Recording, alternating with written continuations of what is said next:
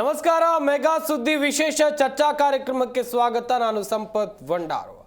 ಇವತ್ತು ಲೋಕಸಭೆಯಲ್ಲಿ ಒಂದು ಮಹತ್ವದ ಮಸೂದೆ ತಿದ್ದುಪಡಿ ಚರ್ಚೆ ಆಯಿತು. ಪರವಿರೋಧ ಚರ್ಚೆಗಳು ಕೂಡ ದೊಡ್ಡ ಮಟ್ಟದಲ್ಲಿ ಇತ್ತು. ವಫ್ ಹಾಗೆಯೇ ವಫ್ ತಿದ್ದುಪಡಿ ಕಾಯ್ದೆ ಇವತ್ತು ಕಿರಣ್ ರಿಜಿಜು ಕೇಂದ್ರ ಸಂಸದೀಯ ಹಾಗೆಯೇ ಅಲ್ಪಸಂಖ್ಯಾತ ಸಚಿವರಾಗಿರುವಂಥ ಕಿರಣ್ ರಿಜಿಜು ಅವರು ಮಂಡನೆ ಮಾಡಿರುವಂಥ ಈ ತಿದ್ದುಪಡಿ ಮಸೂದೆಗೆ ಯಾಕೆ ವಿರೋಧ ವ್ಯಕ್ತವಾಯಿತು? ವಿರೋಧ ಪಕ್ಷಗಳು ಇದಕ್ಕೆ ವಿರೋಧವನ್ನು ವ್ಯಕ್ತಪಡಿಸ್ತಾ ಇರೋದು ಯಾಕೆ?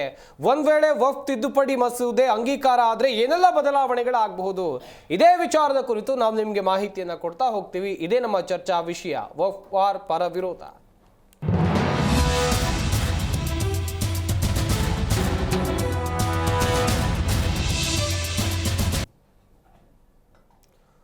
ವಫ್ ತಿದ್ದುಪಡಿ ಮಸೂದೆ ಇವತ್ತು ಲೋಕಸಭೆಯಲ್ಲಿ ಮಂಡನೆಯಾಗಿದೆ. ನಾನಾಗಲೇ ಹೇಳ್ತಾ ಇದ್ದೆ, ಇವತ್ತು ದೊಡ್ಡ ಮಟ್ಟದಲ್ಲಿ ಪರ ವಿರೋಧ ಚರ್ಚೆಗಳಿಗೆ ಕಾರಣ ಆಯಿತು.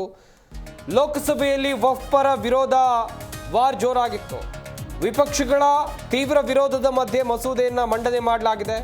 ಮುಸ್ಲಿಮರಿಗೆ ಅನ್ಯಾಯ ಅಂತೇಳಿ ವಿಪಕ್ಷಗಳು ಆಕ್ರೋಶವನ್ನು ವ್ಯಕ್ತಪಡಿಸಿದ್ರು. ಇದು ದಾರಿ ತಪ್ಪಿಸುವ ಕೆಲಸವನ್ನ ಮಾಡ್ತಾ ಇವೆ. ವಿಪಕ್ಷಗಳಿಗೆ ಕಿರಣ್ ರಿಜಿಜು ಈ ರೀತಿಯಾಗಿ ತಿರುಗೇಟು ನೀಡಿದ್ರು. ಮುಸ್ಲಿಂ ಸಮುದಾಯವನ್ನ ದಾರಿ ತಪ್ಪಿಸುವಂತ ಕೆಲಸವನ್ನ ವಿರೋಧ ಪಕ್ಷಗಳು ಮಾಡ್ತಾ ಇವೆ ಎನ್ನುವಂಥದ್ದಾಗಿ ಲೋಕಸಭೆಯಲ್ಲಿ ವಫ್ ತಿದ್ದುಪಡಿ ಗದ್ದಲ ಗಲಾಟೆ ಎಲ್ಲವೂ ಕೂಡ ಜೋರಾಗಿತ್ತು. ವಿರೋಧದ ಒಂದೇ ಬಿಲ್ ಅನ್ನ ಮಂಡಿಸಿದ್ರು ಕಿರಣ್ ರಿಜಿಜು. ಹಾಗಾದ್ರೆ ವಫ್ ತಿದ್ದುಪಡಿಗೆ ವಿರೋಧ ವ್ಯಕ್ತಪಡಿಸೋದು ಸರಿನಾ, ಅಥವಾ ಈ ತಿದ್ದುಪಡಿ ಆದ್ರೆ ಏನೆಲ್ಲ ಬದಲಾವಣೆಗಳು ಬರಬಹುದು? ಇದೇ ವಿಚಾರದ ಕುರಿತು ಮುಂದಿನ ಹಂತದಲ್ಲಿ ನಾವು ಮಾಹಿತಿಯನ್ನು ಕೊಡ್ತಾ ಹೋಗ್ತೀವಿ. ಈ ಸಂಬಂಧ ಕೆಲವೊಂದಿಷ್ಟು ಜನ ಮಾತನಾಡಿದ್ದಾರೆ. ಅವರು ಏನು ಹೇಳಿದ್ದಾರೆ ಬನ್ನಿ ನೋಡೋಣ. और आपने 2013 में बदलाव करने के बाद आज इनकम कितना बढ़ा है वो भी मैं बता देता हूं. जरूर हो गया 166 करोड़, 3 करोड़ बढ़ा है. कैसे मंजूर कर सकता है हम लोग इस महान सदन में बैठ करके? अगर इतना 10 सालों के बाद भी दुनिया का सबसे ज्यादा प्रॉपर्टी का टोटल इनकम जनरेशन 3 करोड़ बढ़ता है तो ये हम कभी मंजूर नहीं कर सकते अध्यक्ष महोदय. इसलिए उस समय कहा गया था, मैं अभी का नहीं बता रहा हूं, सचर कमेटी समय में भी कहा गया है कि अगर थोड़ा सा एफिशिएंटली मैनेज करता तो 12,000 करोड़ पर ईयर तो उसी समय जनरेट हो जाना चाहिए नॉर्मल मार्केट रेट से. और 12,000 करोड़ अगर वो प्रॉपर्टी से रेवेन्यू जनरेशन करता है, कितना लाखों करोड़ों मुसलमानों को फायदा होगा, आप सोच के देखिए.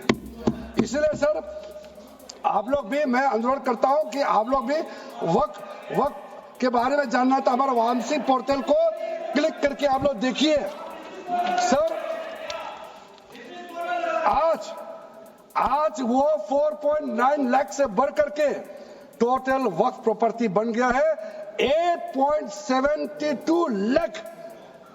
हमारा देश में वक्फ प्रॉपर्टी बन गया है.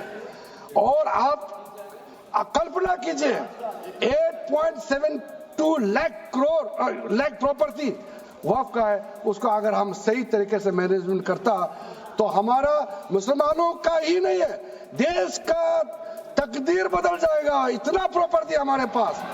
अब समझिए चीज को. सर मैंने अभी कई राज्यों का दौरा किया अध्यक्ष महोदय, मैंने कई राज्यों का दौरा किया.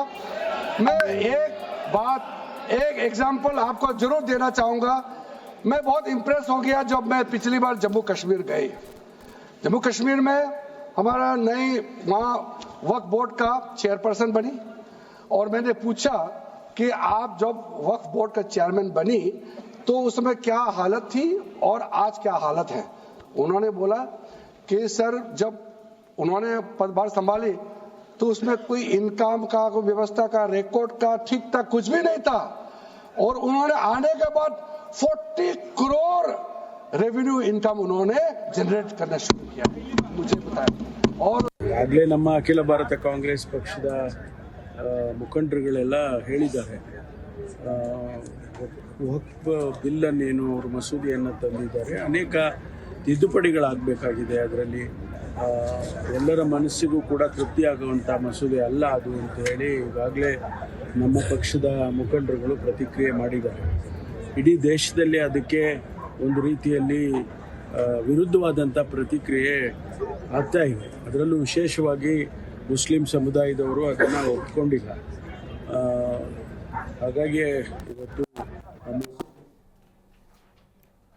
ಯಾವುದೇ ಒಂದು ಹೊಸ ಮಸೂದೆ ಅಥವಾ ಒಂದು ಮಸೂದೆ ತಿದ್ದುಪಡಿ ಆಗುವಂತ ಸಂದರ್ಭದಲ್ಲಿ ಲೋಕಸಭೆಯಲ್ಲಿ ಪರ ವಿರೋಧ ಚರ್ಚೆಗಳಾಗೋದು ಸಹಜ.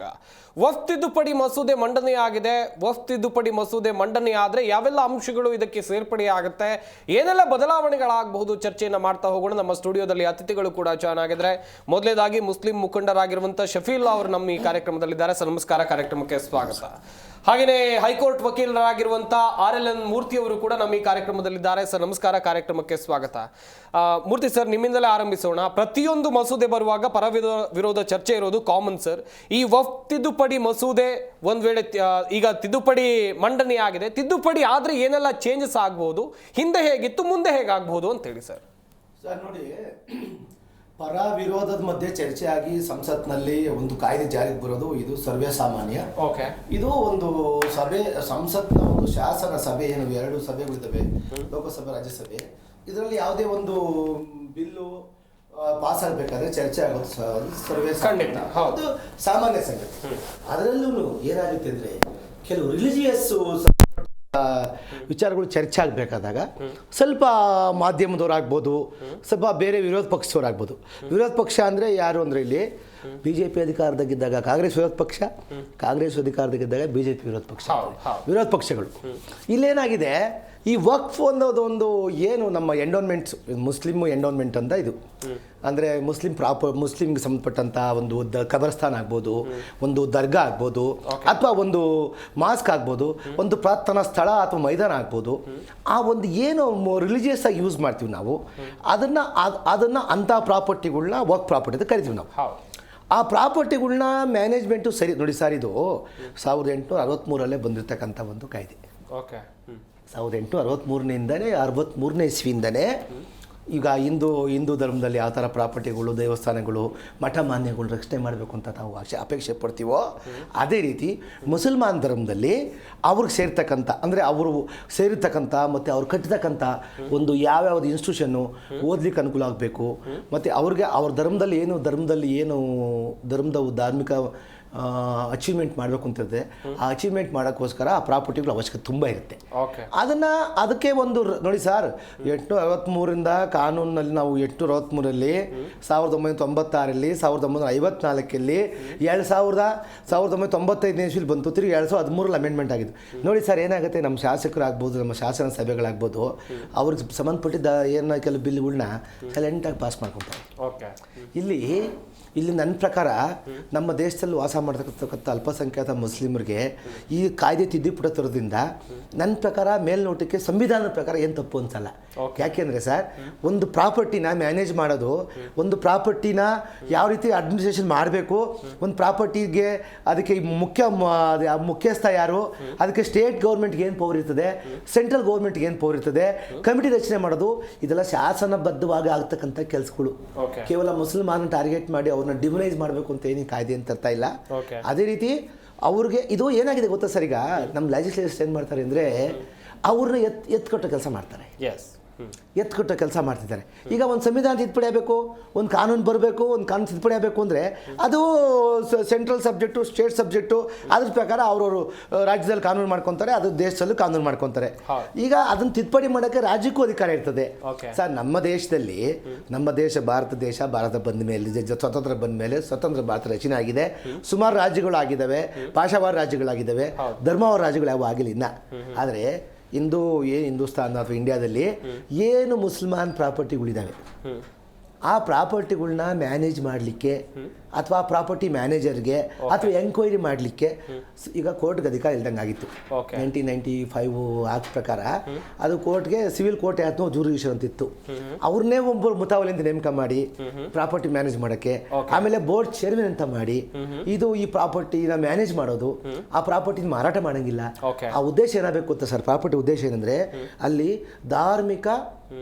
ಧಾರ್ಮಿಕವಾಗಿ ಧಾರ್ಮಿಕ ಆಚರಣೆ ಮಾಡೋ ವಿದ್ಯಾರ್ಥಿಗಳಿಗೆ ಓದಲಿಕ್ಕೆ, ತಂಗಲಿಕ್ಕೆ ಹಾಸ್ಟೆಲ್ ಸ್ಪೆಷಾಲಿಟಿ ಮಾಡೋದು, ಈಗ ಅರೇಬಿಕ್ ಅವ್ರ ಭಾಷೆ ಕಲಿಸ್ಲಿಕ್ಕೆ ಅಥವಾ ವಿದ್ಯಾಭ್ಯಾಸ ಮಾಡಲಿಕ್ಕೆ, ಇನ್ಕ್ಲೂಡಿಂಗ್ ದಫಾನ್ ಮಾಡೋಕೆ, ದಫನ್ ಮಾಡಕ್ಕೂ ಸರ್. ಈಗ ನೋಡಿ ಸರ್, ಈಗ ಒಂದು ಧಾರ್ಮಿಕ ಆಚರಣೆ ಸರ್, ಈಗ 1500 ಹುಟ್ಕೊಂಡು ಮಹಮ್ಮದ್ ಪೈಗಂಬರ್ ಹುಟ್ಟಾಗ್ತಕ್ಕಂಥ ಧರ್ಮ ಇವತ್ತು ಪ್ರಪಂಚದಲ್ಲಿ ಸಖತ್ ಪ್ರಚಲಿತವಾಗಿ ಬೆಳೆದಿದೆ. ನಾವು ಅದನ್ನು ಬಿಟ್ಟು ನಾವು ನಮ್ಮ ಕಾನೂನಲ್ಲಿ ಅವರೂ ನಿಯಂತ್ರಣ ಮಾಡೋಕ್ಕೆ ಅವಕಾಶ ಇದೆ. ಈಗ ಹಿಂದೂಗಳಿಗೂ ನಿಯಂತ್ರಣ ಮಾಡೋ ಅವಕಾಶ ಇದೆ. ಧಾರ್ಮಿಕ ಅಲ್ಪಸಂಖ್ಯಾತರು ನಮ್ಮ ದೇಶದಲ್ಲಿ ನೋಡಿ ಸರ್, ನಮ್ಮ ದೇಶ ಎಲ್ಲ ಧರ್ಮದವರು ಇರ್ತಕ್ಕಂಥ ದೇಶ ಯಾವುದು? ಅದು ಭಾರತ ದೇಶ. ಖಂಡಿತ ಸರ್, ನಮ್ಮಲ್ಲಿ ಜೈನು, ಬುದ್ಧಿಸ್ಟು, ಪಾರ್ಸೀಸು, ಮುಸಲ್ಮಾನು, ಕ್ರಿಶ್ಚಿಯನ್ನು, ಈಗ ಸರ್ ನಮ್ಮ ಹಿಂದೂ ಧರ್ಮದಲ್ಲೇ ಬೇರೆ ಬೇರೆ ನಾವು ಧರ್ಮ ಅಂತ ಹೇಳ್ಕೊಳ್ಳೋ ಕಾಲ ಬಂದ್ಬಿಟ್ಟಿದೆ ಸರ್. ಅವ್ರಿಗೆಲ್ಲ ಒಂದು ಕಾನೂನು ಮಾಡಬೇಕು ಅಂತ ಪಾರ್ಲಿಮೆಂಟ್ಗೆ ನಮ್ಮ ಸಂವಿಧಾನ ಅಧಿಕಾರ ಕೊಟ್ಟಿದೆ.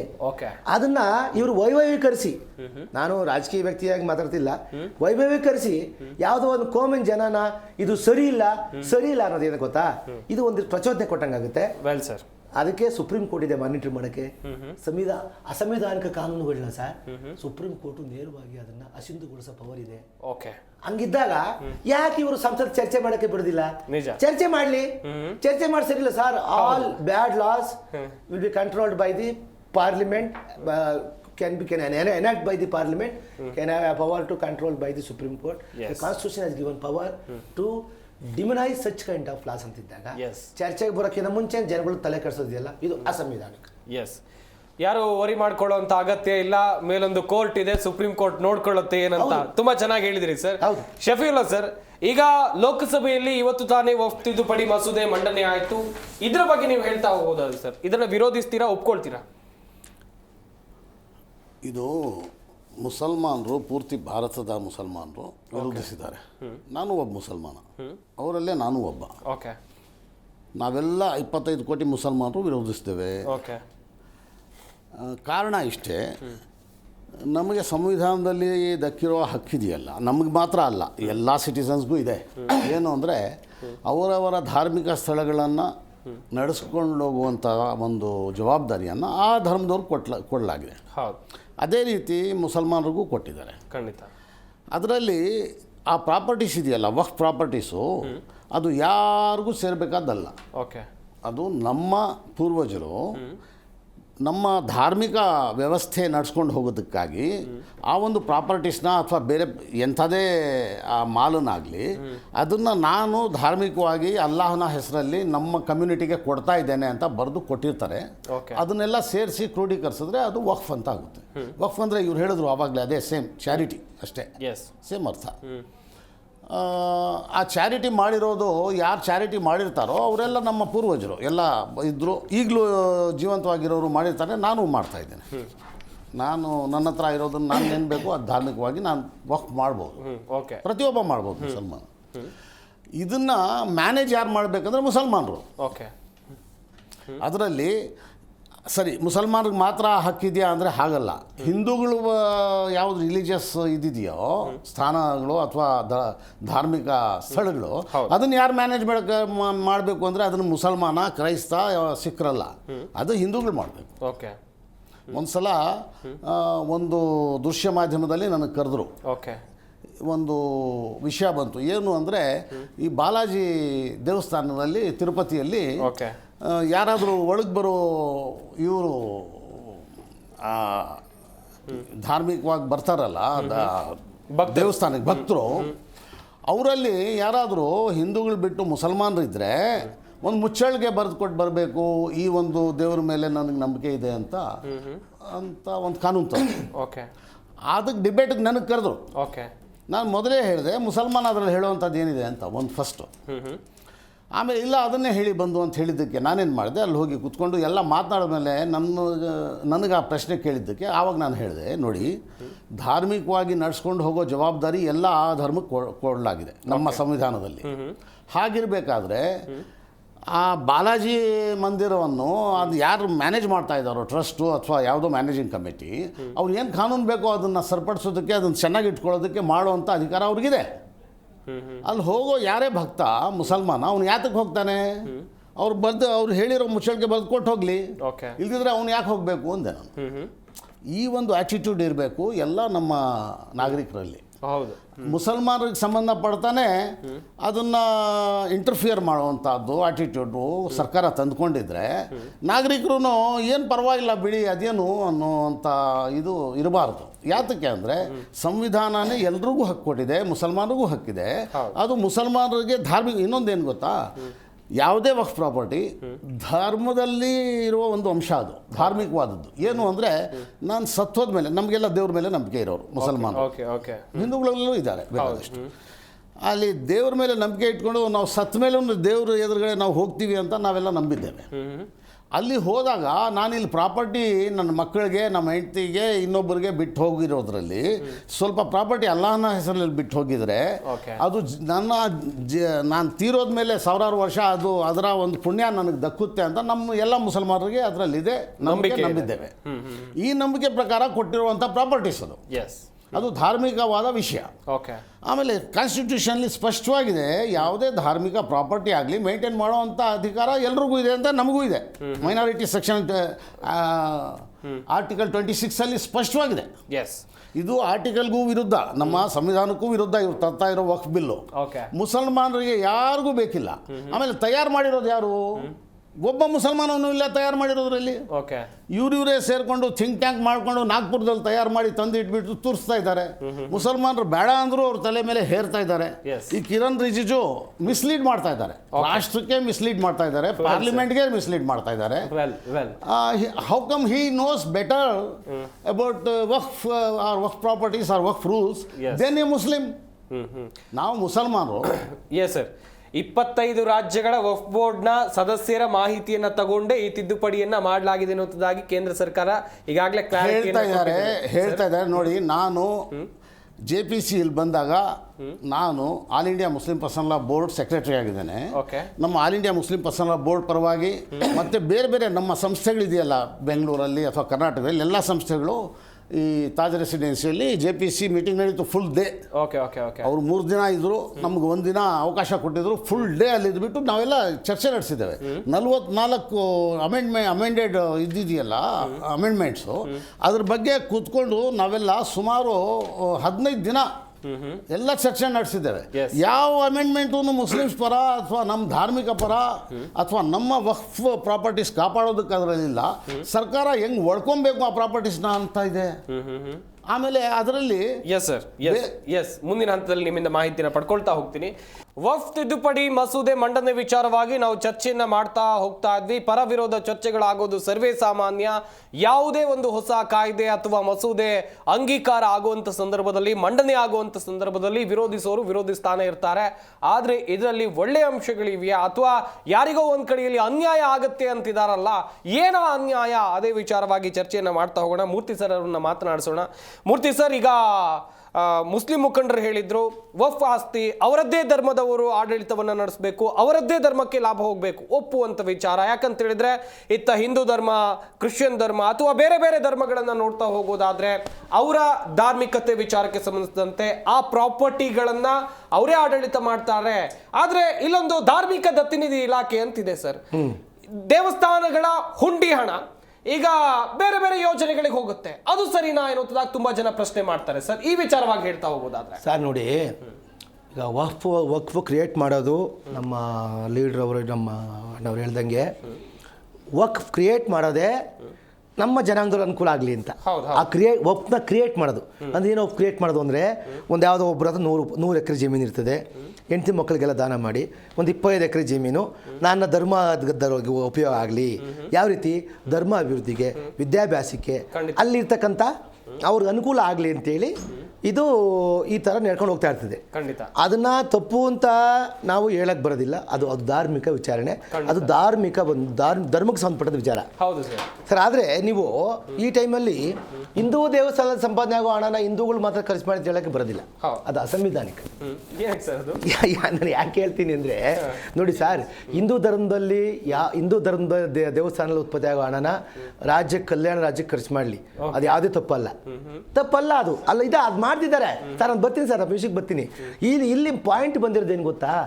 ಇಲ್ಲಿ ನಮ್ಮ ಸನ್ಮಾನ್ಯ ವಿರೋಧ ಪಕ್ಷದ ಆನರಬಲ್ MPಸ್ಗಳಿಗೆ, ಸನ್ಮಾನ್ಯ ಆನರಬಲ್ಲು ರಾಜ್ಯಸಭಾ ಮೆಂಬರ್ಸ್ಗೆ ತಿದ್ದುಪಡಿ ಮಾಡೋಕ್ಕೆ ಏನು ತಿದ್ದುಪಡಿ ಮಾಡೋಕ್ಕೆ ಹೋಗ್ತಿದ್ದಾರೆ ಅಂತ ಒಂದು ಕಾಮನ್ ಸೌಜನ್ಯ ಇಲ್ಲ. ಓಕೆ. ಏನಂದರೆ ಅಲ್ಲಿ ಪ್ರಾಪರ್ಟಿ ಕೆಲವು ಮಿಸ್ಯೂಸ್ ಆಗ್ತಿದ್ದಾವೆ. ಓಕೆ. ಅಂಥ ಪ್ರಾಪರ್ಟಿಗಳ್ನ ಸರ್ಕಾರ ನಿಯಂತ್ರಣ ಮಾಡಲಿಕ್ಕೆ ಸರ್, ಈಗ ಮುಸ್ಲಿಂ ಅವ್ರಿಗೆ ವಿರುದ್ಧ ಸರ್ ಮಾತಾಡ್ತೀನಿ ಸರ್, ಮುಸ್ಲಿಂ ಅವ್ರಿಗೆ ವಿರುದ್ಧವಾಗಿ ನಾವೇನಲ್ಲೇ ಬಿಲ್ ಆಕ್ಟ್ ಪಾಸ್ ಮಾಡ್ತಿಲ್ಲ, ಮುಸ್ಲಿಮರ ಧರ್ಮಕ್ಕೆ ವಿರುದ್ಧವಾಗಿ ಬಿಲ್ ಆಕ್ಟ್ನ ಪಾಸ್ ಮಾಡ್ತಿಲ್ಲ. ಆ ವರ್ಕ್ ಪ್ರಾಪರ್ಟಿ ಅಂದರೆ ದತ್ತಿ ದಾನವಾಗಿ ಬಂದಿರ್ತಕ್ಕಂಥ ಪ್ರಾಪರ್ಟಿ ಸರ್. ದಾನ ನೋಡಿ ಸರ್, ದಾನ ಕೇವಲ ನಮ್ಮ ಸಾಹೇಬ್ರು ಹೇಳ್ದಂಗೆ ಕೇವಲ ಯಾರೋ ದುಡ್ಡಿರೋ ದಾನ ಮಾಡೋಗಿಲ್ಲ, ಸರ್ಕಾರ ದಾನ ಕೊಟ್ಟಿದೆ. ಓಕೆ. ರಾಜ್ಯಗಳು ದಾನ ಕೊಟ್ಟಿದ್ದಾರೆ.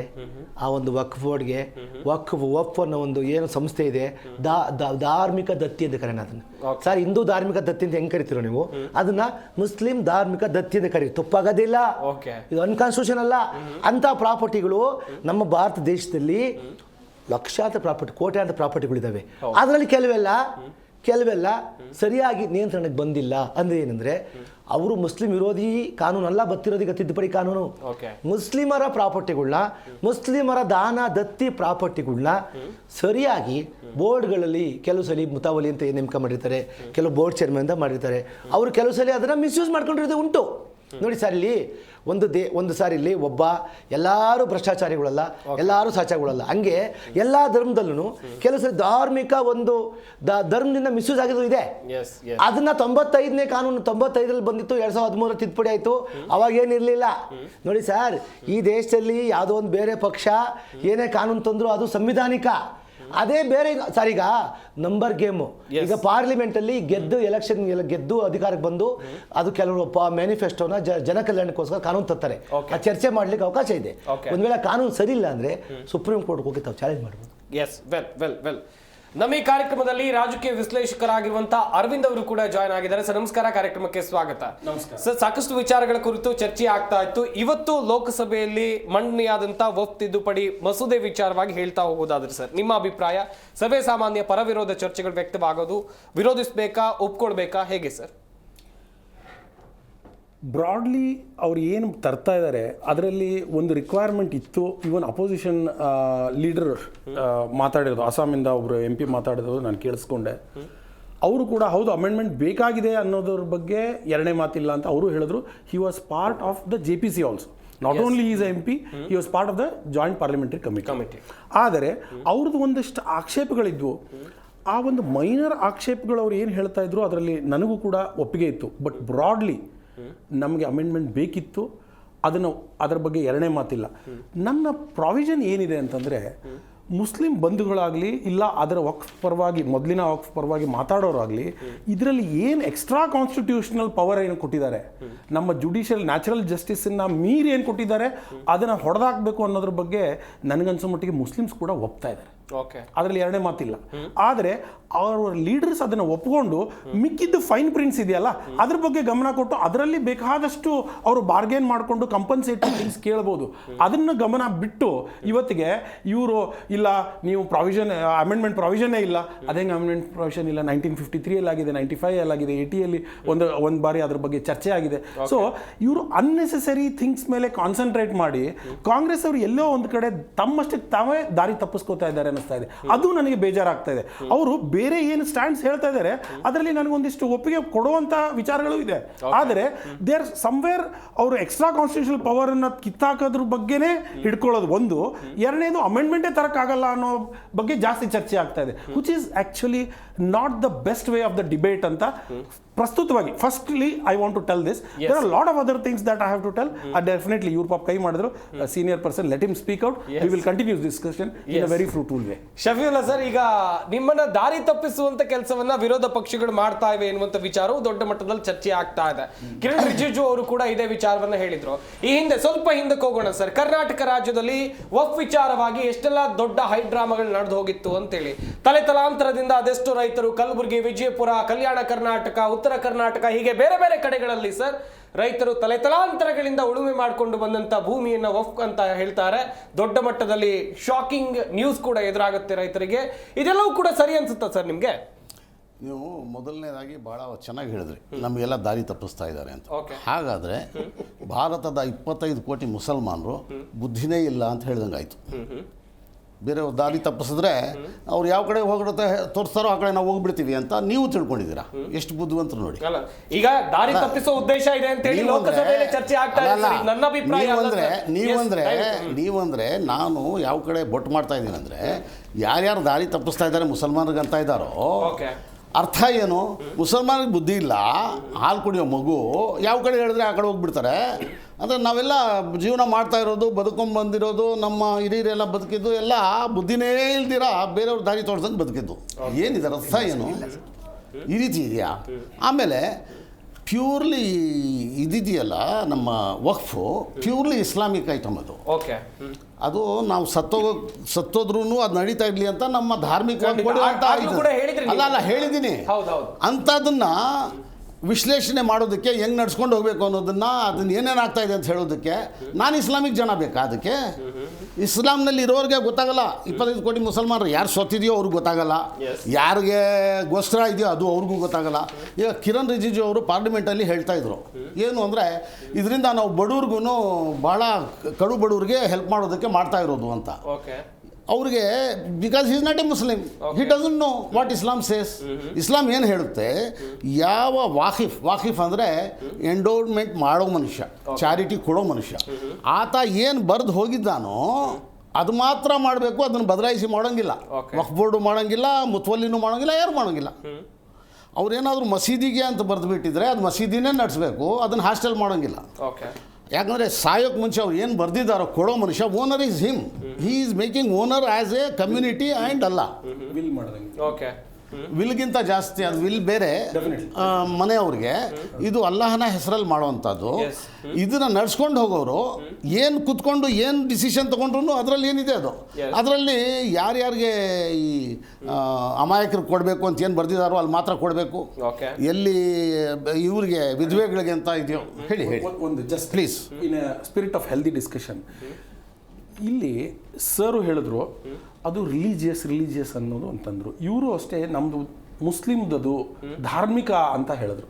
C of course it is a donation done by a majorly in a Muslim spirit for the Muslim spirit. Correct ಅಲ್ಲ ಸರ್? ಕರೆಕ್ಟು. ಆದರೆ ನಮ್ಮ ಹೈಕೋರ್ಟ್ ಇವರು ಏನು ಬೇಸಿಕ್ ಮಿಸ್ಟೇಕ್ಸ್ ಏನಾಗಿವೆ ಅನ್ನೋದು ನಾನು ಹೇಳ್ತೀನಿ. High court has very clearly specified that waqf has nothing to do with Islam ಅಂತ already ruling ಇದೆ, and it has been specified in the parliamentary discussion even today. It has to be cross checked. What I am specifying is what I am specifying is absolute truth, not only in one high court judgment, multiple, and has been quoted by the honorary minister. It's a part of religion. One minute. Part of religion. Sir, it might be. I am not debating on it. I am telling what high court has told, what the minister has told, and what the opposition has accepted it. What they have told very clearly is waqf is a arrangement of management of property. Okay. Anta one ನಿಮಿಷ. Okay, there might be debates, that is a different issue.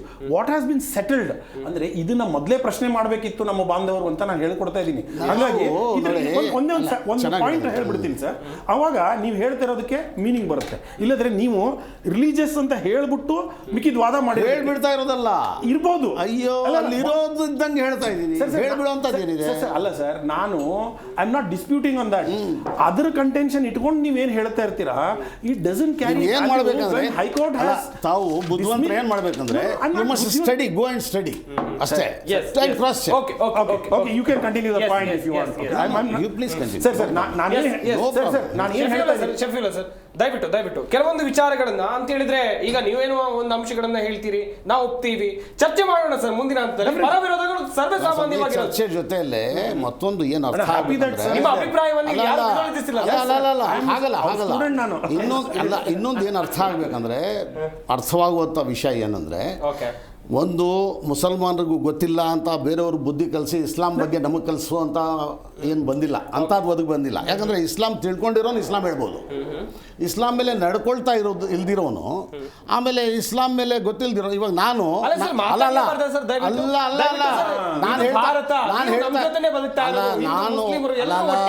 ಅರ್ಥನೇ ಆಗ್ತಾ ಇಲ್ಲ. ನಿಮ್ಮ ಧರ್ಮದ ಬಗ್ಗೆ ನಾವು ತಿಳಿದುಕೊಳ್ಬಾರ್ದ sir? ಹಾಗಾದ್ರೆ ತಿಳ್ಕೊಳ್ಳೋ ವಿಷಯ ಬೇರೆ.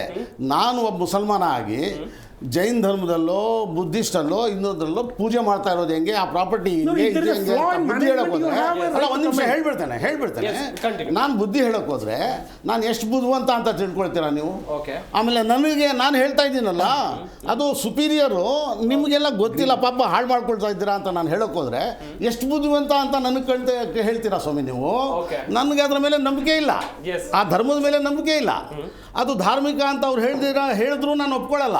ಇಲ್ಲ ಅದು ಹಂಗಲ್ಲ ಹಿಂಗೆ ಅಂತ ನಾನು ಹೇಳಕ್ ಹೊರಟೆ, ನನ್ನ ಬುದ್ಧಿ ಬಗ್ಗೆ ನಿಮಗೆ ಸಂಶಯ ಬರಲ್ಲ? ದಯವಿಟ್ಟು I have a ದಯವಿಟ್ಟು point. ದಯವಿಟ್ಟು ಅಲ್ಲ ಇನ್ನೊಂದು ಹೇಳ್ಬಿಡ್ತೇನೆ, ಇನ್ನೊಂದು ಮಾತು ಹೇಳ್ಬಿಡ್ತೇನೆ. ಏನಂದರೆ ಅಷ್ಟೊಂದು ಇದ್ದಿದ್ದರೆ ನಮ್ಮ ಕರ್ನಾಟಕದ ಸರ್ಕಾರ Okay. ಯಾಕೆ ರೆಸಲ್ಯೂಷನ್ ಅದನ್ನು ಇದು ಮಾಡ್ತು, ಕ್ಯಾನ್ಸಲ್ ಮಾಡಿ ರೆಸಲ್ಯೂಷನ್ ಮಾಡ್ತು.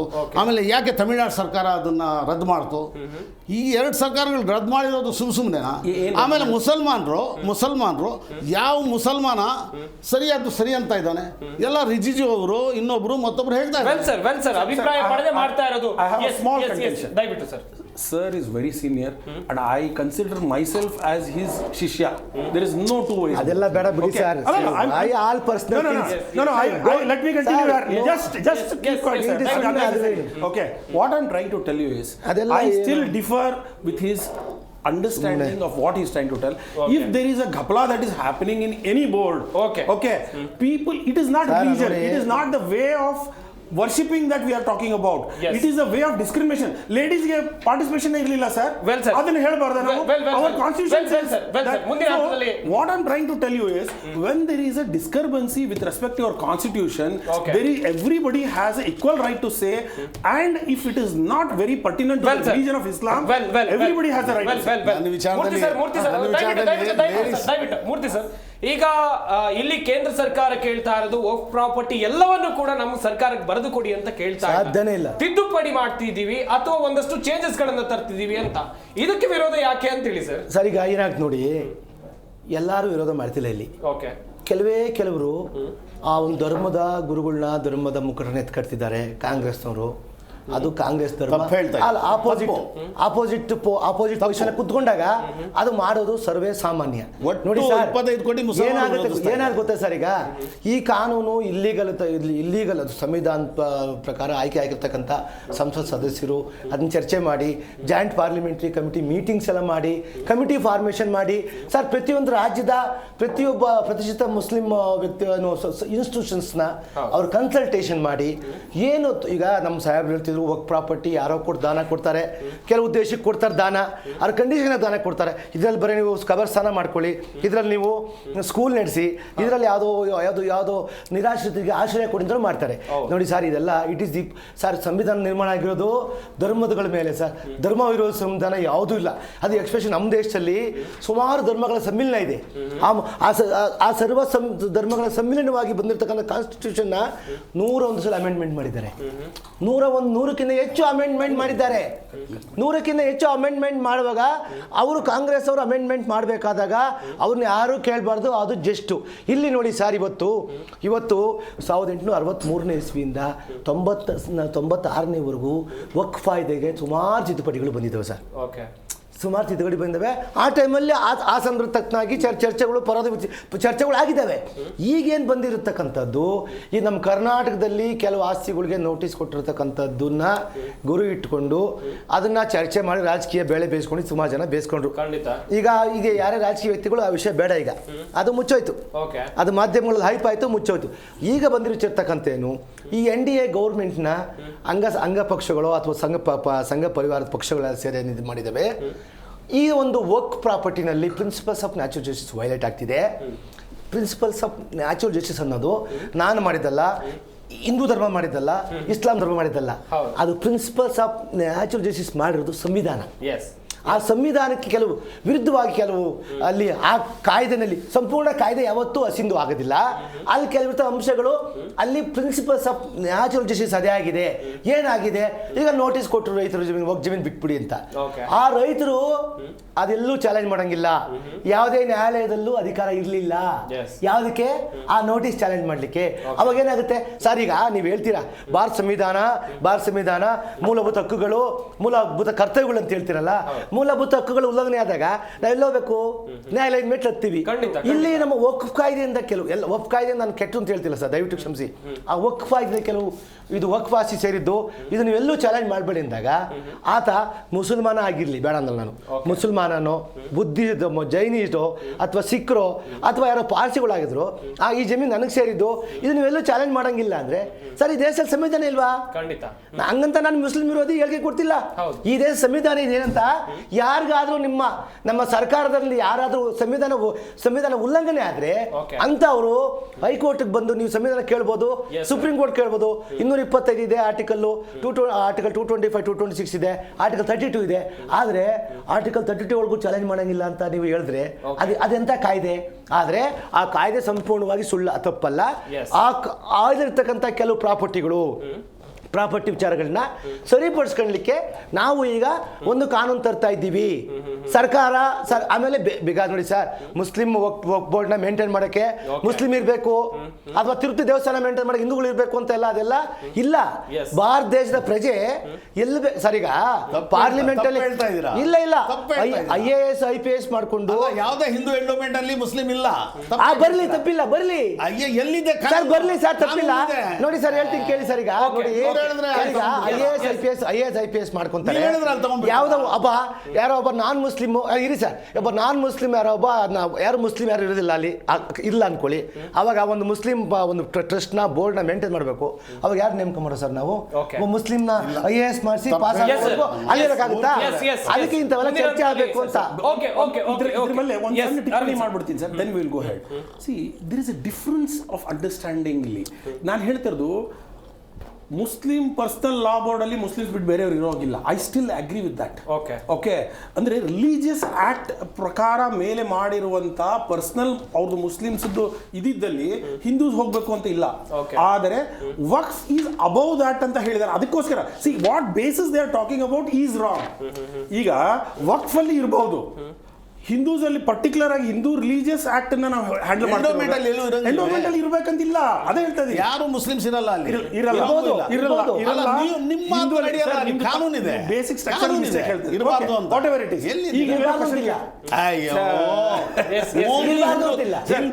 ಬೇಸಿಕ್ ಸ್ಟ್ರಕ್ಚರ್ ಅಲ್ಲಿ ತಪ್ಪು ಹೇಳ್ತಾ ಇದ್ದೀನಿ. ಹಿಂದೂ come up on with the next point. ಅದು ಒಂದು ಬೇಸಿಕ್ ಪಾಯಿಂಟ್ ನಾನು ತಿದ್ದುಪಡಿ ಹೇಳ್ಬೇಕಿತ್ತು, ಹೇಳಿದೆ.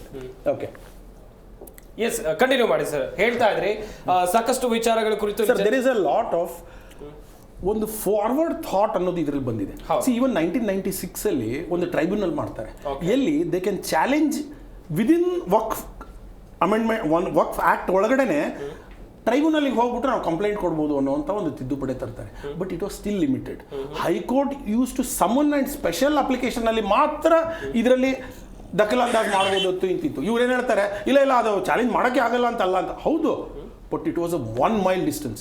Now what they have done is immediately it can be going to the ಯಾವುದೇ ಬೇರೆ ಬೋರ್ಡಲ್ಲಿ ಏನು ಚಾಲೆಂಜ್ ಮಾಡ್ಬೋದು ಅದೇ ರೀತಿ ಇಲ್ಲೂ ಚಾಲೆಂಜ್ ಮಾಡ್ಬೋದು ಅನ್ನೋದು. So there is a fundamental difference. ಒಂದು. ಎರಡನೇದು, they have brought in diversity. Muslims ಅಲ್ಲೇ ಬೇರೆ ಬೇರೆ ಸೆಕ್ಟ್ಸ್ಗೆ ಬೇರೆ ಬೇರೆ ಸಬ್ ಬೋರ್ಡ್ಸ್ ಮಾಡುವಂತ ಒಂದು ಪ್ರಾವಿಧಾನ ಇಟ್ಟಿದ್ದಾರೆ. ಅಂಡ್ ಇದರಲ್ಲಿ ಇನ್ನೊಂದು ವಿಶೇಷವಾದ ಇದು ಅಂತಂದ್ರೆ, central government has no role other than passing this legislation, because land comes under the state subject. ಅರ್ಥ ಆಗ್ತಾ ಇದೆಯಾ ನಿಮ್ಗೆ?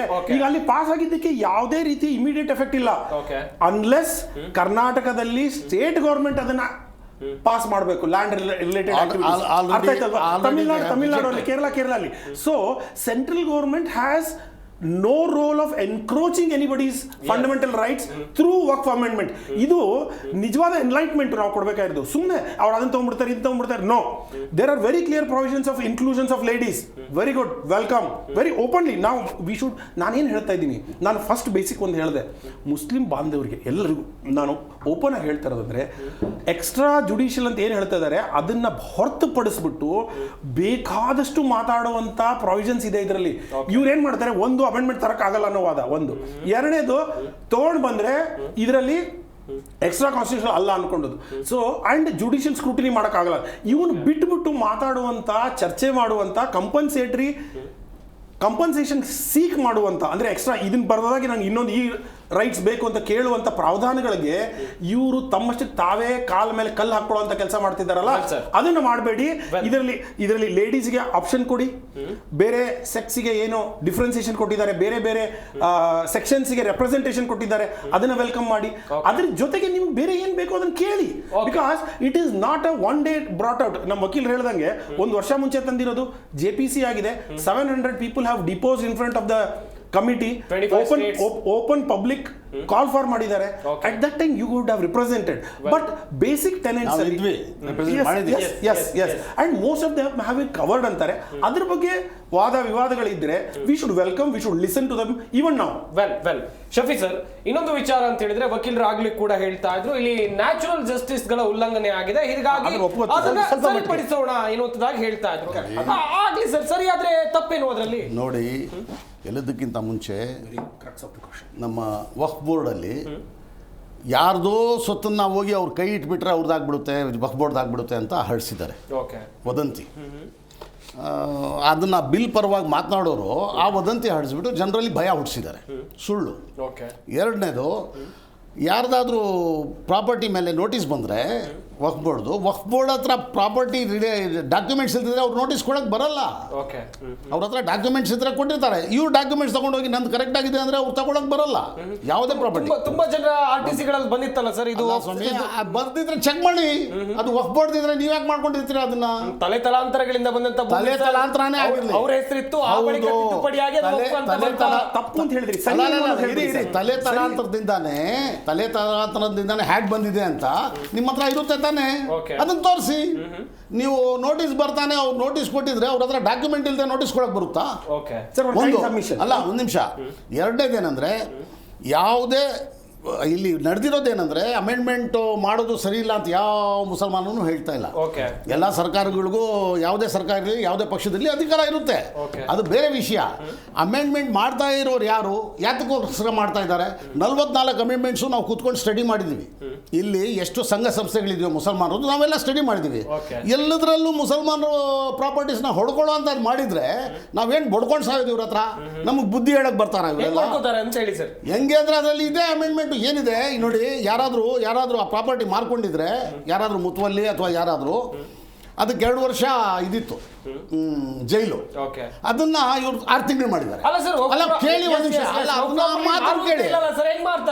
ಮಾರಂಗಿಲ್ಲ. ನಾನೇನು ಹೇಳ್ತಾ ಇದ್ದೀನಿ, ಹೆಂಗ್ ಮಾರ್ತಾ ಇದ್ದಾರೆ ಅದ್ರ ಬಗ್ಗೆ ಮಾತಾಡ್ಬೇಕಾದ್ರೆ 1 hour ಮಾತಾಡ್ಬೇಕು. ಇಲ್ಲಿ ಯಾರಾದ್ರೂ ಅಂತ ತಪ್ಪು ಮಾಡಿದ್ರೆ ಮಾರಂಗಿಲ್ಲ ತಾನೆ, ನಾನು ಹೇಳ್ತಾ ಇದ್ದೀನಿ ತಾನೆ. ಅಲ್ಲಿ ಅಮೆಂಡ್ಮೆಂಟ್ ಅಲ್ಲಿ ಇದೆಯಲ್ಲ, ಅದ್ಯಾಕೆ ಬಂತು? ಯಾರಾದರೂ ಅದನ್ನ ನಂದಲ್ಲ ಅಂತ ಹೇಳ್ಬಿಟ್ಟು ಏನಾದರೂ ಮಾಡಿ ಬೇರೆ ಬೇರೆ ತರ ಕ್ರಿಯೇಟ್ ಮಾಡ್ತಾರಲ್ಲ, ತರಲೆಗಳು ಎಲ್ಲ ಲೆವೆಲಲ್ಲೂ ಇದ್ದಾರೆ. ಹಾಗೇನಾದ್ರು ಮಾಡಿ ಮಾರಿಕೊಂಡಿದ್ರೆ ಅವ್ನಿಗೆ 2 ವರ್ಷ ಜೈಲಿತ್ತು, ಆಮೇಲೆ ಕಂಪೆನ್ಸೇಷನ್ ಸಿಕ್ಕಾಪಟ್ಟೆ ಕೊಡಬೇಕಾಗಿತ್ತು ಅವನು ವಾಪಸ್ಸು. ಅದನ್ನು 6 ತಿಂಗಳು ಮಾಡಿದ್ದಾರೆ. ಆ 6 ತಿಂಗಳು ಆ ಬೇಲ್ ಸಿಗದಿರ ಇತ್ತಿದ್ದನ್ನ ಬೇಲ್ ಸಿಗಬೇಕು ಅಂತ ಮಾಡಿದ್ದಾರೆ. ಎಲ್ಲ ಕ್ಲೀನಾಗಿ ಹೊಡ್ಕೊಳ್ಳೋಂಥದ್ದೇ ಮಾಡಿದ್ದಾರೆ. ಆಮೇಲೆ ಸರ್ಕಾರ ಬೇಕಾದಷ್ಟು ವಕ್ಫ್ ಪ್ರಾಪರ್ಟಿನ ಅವರೇ ಬಿಲ್ಡಿಂಗ್ಸ್ ಕಟ್ಕೊಂಡು ಕುಂತಿದೆ. ಇವಾಗ ಅಲ್ಲಿ ಬಾಂಬೆಯಲ್ಲಿ ಇದು ಅಂಬಾನಿ ಅವರೇ ಕಟ್ಟಿದ್ದಾರೆ. ನಮ್ಮ ಇವ್ರದ್ದು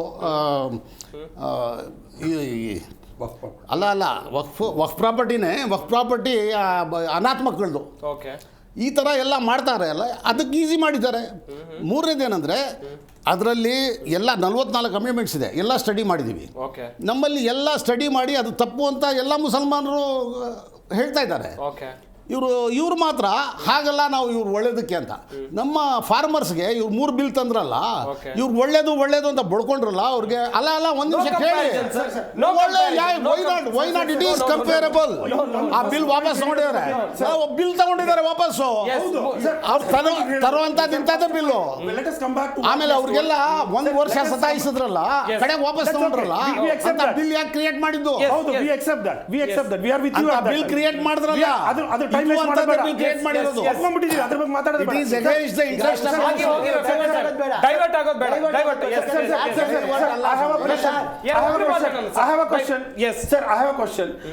ವೆರಿ ಸಿಂಪಲ್ ಕ್ವಶನ್. ಇವ್ರ ಎಕ್ಸ್ಟ್ರಾ ಜುಡಿಷಿಯಲ್ ಪವರ್ ಇವ್ರ ಹತ್ರ ಏನಿತ್ತು, ಅದು ತಪ್ಪು ಅನ್ನೋದನ್ನ ಇವ್ರು ಒಪ್ಕೊಂಡ್ಬಿಟ್ಟಿದ್ರೆ, ಅದಿಲ್ಲ ಅವ್ರು ಒಪ್ಕೊಳ್ತಾ ಇಲ್ಲ. ಈಗಲೂ ಈಗ ಹೇಳ್ಬಿಡ್ತೀನಿ, ಎಕ್ಸ್ಟ್ರಾ ಜುಡಿಷಿಯಲ್ ಅಂತ ಇದ್ದಾರೆ. ಇವ್ರು ಹೇಳ್ತಾ ಇರೋದು ಏನು ಅಂದ್ರೆ, ಅಲ್ಲಿ ಟ್ರಿಬ್ಯುನಲ್ ಇದೆಯಲ್ಲ, ಅದ್ರ ಬಗ್ಗೆ. ಟ್ರಿಬ್ಯುನಲ್ ಅಲ್ಲಿ ಇರೋರು ಅವರು ನಾನ್ ಮುಸ್ಲಿಂ ರೀ, ಜಡ್ಜ್ ರಿಟೈರ್ಡ್ ಜಡ್ಜಸ್ ಅವ್ರು ಅಪಾಯಿಂಟ್ ಮಾಡೋದು ಸರ್ಕಾರ, ಅವ್ರಿಗಿರೋ ಪವರ್ಸ್ ಬಗ್ಗೆ ಇವರು ಜುಡಿಷಿಯಲ್ ಪವರ್ ಇವ್ರ ಹತ್ರ ಇರೋದು ಅಂತ ಹೇಳ್ತಾ ಇದ್ದಾರೆ. What is this? ಸರ್ ಈಗ ಒಂದು ಪ್ರಶ್ನೆ ಅಂತ ಹೇಳಿದ್ರೆ 8.72 ಲಕ್ಷ ಆಸ್ತಿಗಳು ವಕ್ಫ್ ನಿಯಂತ್ರಣದಲ್ಲಿದೆ. ಸರಿಸುಮಾರು 9.4 ಲಕ್ಷ ಎಕರೆಗೂ ಅಧಿಕ ಭೂಮಿ ಭಾರತದಲ್ಲಿದೆ, ಅದಕ್ಕಿಂತ ಜಾಸ್ತಿ ಅಂತ ಹೇಳ್ಬೋದು. ಸ್ವಾಮಿ ಅಷ್ಟೇ ಭೂಮಿ ಬರೀ 3 ಸ್ಟೇಟ್ ಅಲ್ಲಿ ಹಿಂದೂ ಎಂಡೋಮೆಂಟ್ ಆಗುತ್ತೆ. 3 ಸ್ಟೇಟ್ ಅಲ್ಲಿ ನೋಡಿ ಸರ್. ಎಸ್, ಮುಂದಿನ ಹಂತದಲ್ಲಿ ಈ ಮಸೂದೆ ತಿದ್ದುಪಡಿ ಆದ್ಮೇಲೆ ಹೆಚ್ಚು ಕಮ್ಮಿ ಆಗ್ಬೋದಾ ಈ ಲೆಕ್ಕಾಚಾರದಲ್ಲಿ? ಖಂಡಿತ ಆಗುತ್ತೆ. ಯಾಕೆ ಗೊತ್ತಾ, ನೋಡಿ ಕಾಲಕ್ಕೆ ನೋಡಿ ಸರ್, 1984ವರೆಗೂ 1983ವರೆಗೂ ಬ್ಯಾಂಕ್ಸ್ ಯಾರ ಕಡೆ ಇತ್ತು? ಓಕೆ. ಈ ಬ್ಯಾಂಕ್ ಅನ್ನೋ ವ್ಯವಹಾರ ಇಡೀ ರಾಜ್ಯದಲ್ಲಿ ಸರ್ಕಾರದ ಕಡೆ ಇರಲಿಲ್ಲ. ಎಲ್ಲ ಪ್ರೈವೇಟೈಸೇಷನ್ ನಡೆಸ್ಕೊಂಬತ್ತಾಯಿತು. ಅವಾಗ ಇಂದಿರಾ ಗಾಂಧಿ ಪ್ರೈಮ್ ಮಿನಿಸ್ಟರ್ ಆದಾಗ ಅವರೊಂದು ಡಿಸಿಷನ್ ತೊಗೊಂತಾರೆ, ಇದರಿಂದ ಸುಮಾರು ಮಿಸ್ಯೂಸ್ ಅಬ್ಯೂಸ್ ಆಗುತ್ತೆ. ಈಗ ನೋಡಿ ಸರ್, ಸ್ಟಾರ್ಟಿಂಗು ಪ್ರೈವೇಟ್ ಬ್ಯಾಂಕೇ ಬೇಕಾಗಿತ್ತು. ಎವಲ್ಯೂಷನ್ ಆಫ್ ಬ್ಯಾಂಕ್ ಬೇಕಾದಾಗ ಯಾವ ಕರೆನ್ಸಿ ಕಾಯಿನ್ ನಮ್ಮ ಧರ್ಮದ ವಿಷಯಕ್ಕೆ ಬೇರೆ ಧರ್ಮದವ್ರ ಬಗ್ಗೆ ಕಂಪೇರ್ ಮಾಡಿ ಬ್ಯಾಂಕ್ಸ್ ಎಂಡೋಮೆಂಟ್ ಅಲ್ಲಿ ಬೇರೆ ಬೇರೆ ಧರ್ಮಗಳಲ್ಲಿ ಇದೇ ರೀತಿ ಮಾಡ್ತಾ ಇದೆಯಾ ಸರ್ಕಾರ? ಅದ್ರ ಬಗ್ಗೆ ಹೇಳ್ತೀನಿ ನೋಡಿ ಸರ್. ಅವಾಗ ಬ್ಯಾಂಕ್ ರಾಷ್ಟ್ರೀಕರಣ, ಇಸ್ಲಾಂ ಮಾತ್ರ ಹಿಡ್ಕೊಂಡಿದ್ದಾರೆ. ಬ್ಯಾಂಕ್ ರಾಷ್ಟ್ರೀಕರಣ ಮಾಡಬೇಕು ಅಂತ ಬಂತು. ಅವಾಗ ಯಾರು ವಿರೋಧ ಮಾಡಲಿಲ್ಲ. ಹೌದು, ಬ್ಯಾಂಕ್ ರಾಷ್ಟ್ರೀಕರಣ ಆದರೆ ನೋಡಿ ಸರ್, ಇವತ್ತು ಯಾರು ಬೇಕಾದ್ರೆ ಲೋನ್ ತಗೋಬಹುದು, ಯಾರು ಬೇಕಾದ್ರೆ ಲೋನ್ ಜಪ್ತಿ ಮಾಡಿ ಅವ್ರು ಅರೆಸ್ಟ್ ಮಾಡಿ ಓಡಾಕ್ಬೋದು ಅಂತೆಲ್ಲ ಇದೆ. ಅದೇ ರೀತಿ ನೋಡಿ ಸರ್, ನಮ್ಮ ಕಾಲ ಬದಲಾದಂಗೆ ಅತಿಯಾಗಿ ಯಾವ್ದಾಗುತ್ತೋ ಅಮೃತ ವಿಷ ಆಗುತ್ತೆ. ಮೂರ್ತಿ ಅವರೇ, ಬಿಜೆಪಿ ಸರ್ಕಾರ ಬೇರೆ ಧರ್ಮಗಳಿಗೂ ಇದೇ ತರ ಮಾಡ್ತಾ ಇದೆಯಾ? ಎಲ್ಲಿದೆ ನೋಡಿ ಸರ್, ಈಗ ಇಷ್ಟೊಂದು ಆಸ್ತಿ, ಇಷ್ಟೊಂದು ದೊಡ್ಡ ಸಂಸ್ಥೆ, ವಕ್ಫ್ ಅನ್ನೋದು ದೊಡ್ಡ ಸಂಸ್ಥೆ ನಮ್ಮ ಭಾರತ ದೇಶದಲ್ಲಿ. ಆ ಸಂಸ್ಥೆಗಳ ಆಸ್ತಿಗಳು ಸಿಕ್ಕಾಪಟ್ಟೆ ಇದಾವೆ. ಅದು ನಮ್ಮ ಭಾರತ ಸರ್ಕಾರಕ್ಕೆ ಸಿಕ್ಕಾಪಟ್ಟೆ ಇದ್ರು.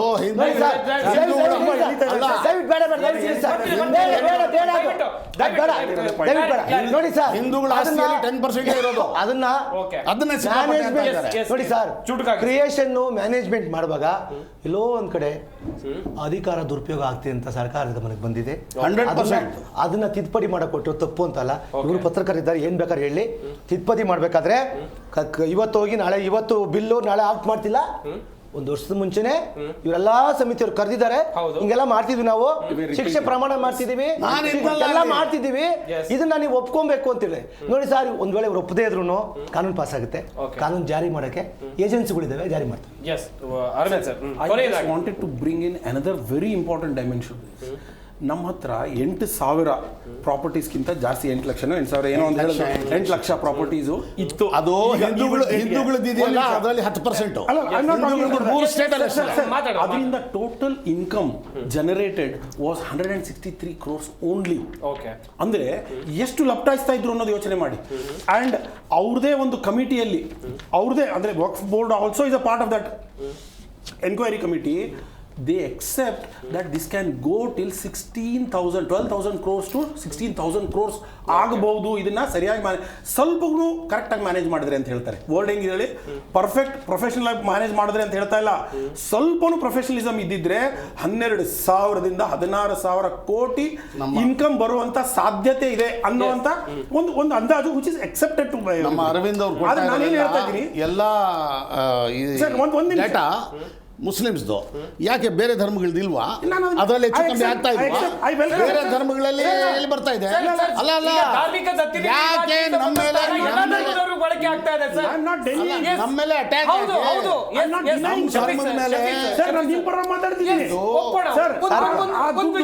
ಬಡವರಿಗೆ ಖರ್ಚಾಗೋದು ಮುಸ್ಲಿಮ್ಸ್ಗೆ. I am not telling anything wrong. ನಾನೇನು ಹೇಳ್ತಾ ಇದ್ದೀನಿ, ನಮ್ಗೆಲ್ಲ ಮುಸ್ಲಿಮ್ಸ್ಗೆ ಇದೆಲ್ಲ ಗೊತ್ತೇ ಇಲ್ಲ ಅಂತ ಯಾಕೆ ಹೇಳ್ತೀರಾ?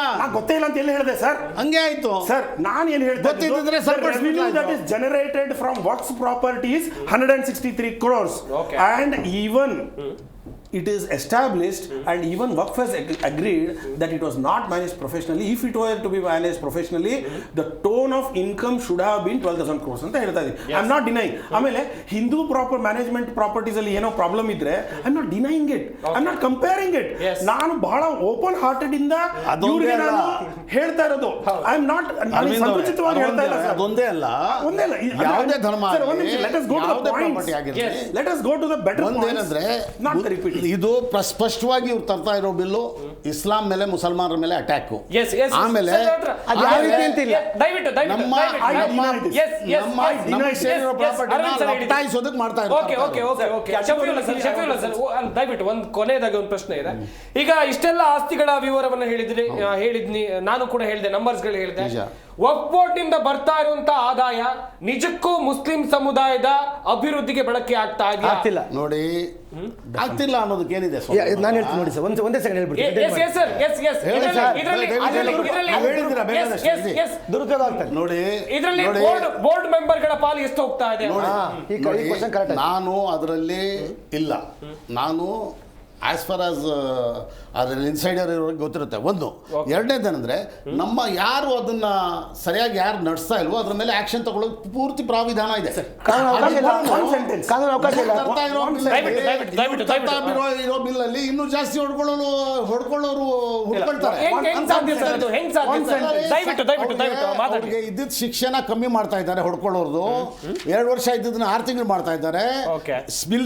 ಬೇಲ್ ಸಿಗ್ಬಾರ್ದು ಅಂತಿದ್ರೆ ಬೇಲ್ ಸಿಗ್ಬೇಕು ಅಂತ ಮಾಡ್ತಾರೆ. ಹಂಗಾದ್ರೆ ನೀವು ಒಪ್ತೀರಾ ಸರ್? ಬೋರ್ಡ್ ಅಲ್ಲಿ ಕೂತವ್ರು ಹೊಡ್ಕೊಳ್ತಾ ಇದ್ದಾರೆ ಪ್ರಾಪರ್ಟಿನ, ಅದರಿಂದ ಬರುವಂತ ಲಾಭ. ಕಳ್ಳರು ಬರೀ ಮುಸ್ಲಿಮ್ಸ್ ನಲ್ಲ ಇರೋದು, ಎಲ್ಲರಲ್ಲೂ ಇದ್ದಾರೆ, ಎಲ್ಲಾ ಕಡೆ ಇದ್ದಾರೆ ಅಂತ ನನ್ನ ಮಕ್ಕಳಿಗೆ ಹಿಡಿದು ಹಾಕ್ಲೇಬೇಕು. ಅದು ಬೇರೆ ವಿಷಯ. ತರ್ತಾ ಇರೋ ಬಿಲ್ ಈಸಿ ಮಾಡಿ ಕೊಡ್ತಾ ಇದ್ದಾರೆ. ಇವ್ರು ತರ್ತಾ ಇರೋ ಬಿಲ್ ಅಲ್ಲಿ ಅವ್ರಿಗೆಲ್ಲ ಕಳ್ಳರಿಗೆ ಈಸಿ ಮಾಡುವಂತ ಬಿಲ್ಲು. ನೀವು ಅದನ್ನ ಆ ಅಮೆಂಡ್ಮೆಂಟ್ ಅನ್ನ ನೋಡ್ದೇನೆ ಮಾತಾಡ್ತಾ ಇದ್ದೀರಾ. ಇವರು ಅಮೆಂಡ್ಮೆಂಟ್ ನೋಡ್ದಿರಾ ಮಾತಾಡ್ತಾ ಇದ್ದಾರೆ. ಅಲ್ಲಿ ನೋಡಿ ಸ್ಪಷ್ಟವಾಗಿ ಕಳ್ಳರಿಗೆ ಬೇಕಾದ್ರೆ ನಾನು ಅಮೆಂಡ್ಮೆಂಟ್ ಇದನ್ನ ತಂದು ತೋರಿಸ್ತೀನಿ ನಿಮ್ಗೆ. ಅದ್ರಲ್ಲಿ ಸ್ಪಷ್ಟವಾಗಿದೆ. ಅದರಲ್ಲಿ ಅವರು ಶಿಕ್ಷಣ ಕಮ್ಮಿ ಮಾಡಿದ್ದಾರೆ, ಅವ್ರು ಬೆಲ್ ಸಿಗ್ಬೇಕು ಅಂತ ಮಾಡಿದ್ದಾರೆ. ಆಮೇಲೆ ಯಾರು ಹೊಡ್ಕೊಂಡಿರ್ತಾರೋ ಅವರು ಏನಾದ್ರು ಕಂಪೆನ್ಸೇಷನ್ ಕೊಟ್ಬಿಟ್ಟು ಇಟ್ಕೊಬೇಕು ಅಂತ ಮಾಡಿದ್ದಾರೆ.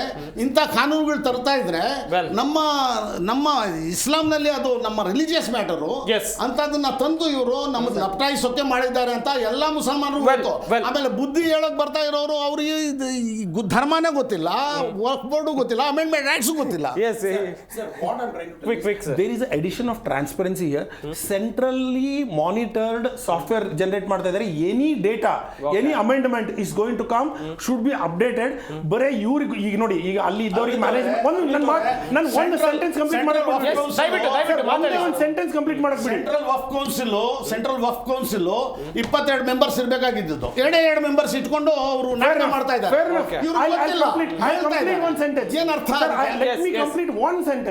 ಸರ್, ಈಗ ಇವರು JPCಯಲ್ಲಿ ಭಾಗವಾಗಿದ್ದವರಿಗೆ ಅಲ್ಲಿ ಕರಪ್ಷನ್ ಆಗಿದೆಯಲ್ಲೋ ಟ್ರಾನ್ಸ್ಪರೆನ್ಸಿ ನನಗೆ ಗೊತ್ತಿಲ್ಲ ಅಂತ ಹೇಳ್ತಾ ಇದ್ದಾರೆ. ಇನ್ನು ಮುಂದೆ ಇವ್ರಿಗಷ್ಟೇ ಅಲ್ಲ, ಅವ್ರಿಗಷ್ಟೇ ಅಲ್ಲ, ನಮಗಷ್ಟೇ ಅಲ್ಲ, ಇಡೀ ಭಾರತಕ್ಕೆ ಏನೇ ಒಂದು ತಿದ್ದುಪಡಿ ತಂದ್ರು ಟ್ರಾನ್ಸ್ಪರೆಂಟ್ ಆಗಿ ಬರೋ ಹಾಗೆ ಇವಾಗ ಪ್ರಾವಿಷನ್ ಕೊಟ್ಟಿದ್ದಾರೆ, ವಿಚ್ ವಾಸ್ ನಾಟ್ ದೇರ್. ಇಷ್ಟು ದಿವಸ ಇದು 100 ವರ್ಷ ಹಳೆಯದು ಮ್ಯಾನೇಜ್ಮೆಂಟ್ ಸಿಸ್ಟಮ್ ಇರೋದು.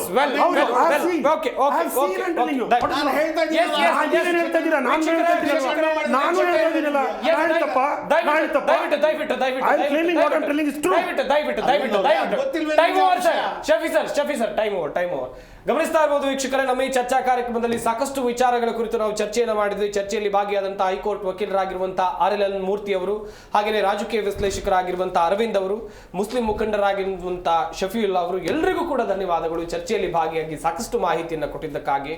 ವೀಕ್ಷಕರೇ, ಒಂದ್ ಕಡೆಯಲ್ಲಿ ವಕ್ಫ್ ತಿದ್ದುಪಡಿ ಮಸೂದೆ ಇವತ್ತು ಲೋಕಸಭೆಯಲ್ಲಿ ಮಂಡನೆಯಾಗಿದೆ. ಕಿರಣ್ ರಿಜಿಜು, ಕೇಂದ್ರ ಸಚಿವರಾಗಿರುವಂತಹ ಕಿರಣ್ ರಿಜಿಜು ಅವರು ಮಸೂದೆಯನ್ನ ಮಂಡನೆ ಮಾಡಿದ್ದಾರೆ. ಪರ ವಿರೋಧ ಚರ್ಚೆಗಳು ಸರ್ವೇ ಸಾಮಾನ್ಯವಾಗಿ ಇರುತ್ತೆ ಎನ್ನುವಂಥದ್ದು ನಾನು ಆಗ್ಲೇ ಹೇಳ್ತಾ ಇದ್ದೆ.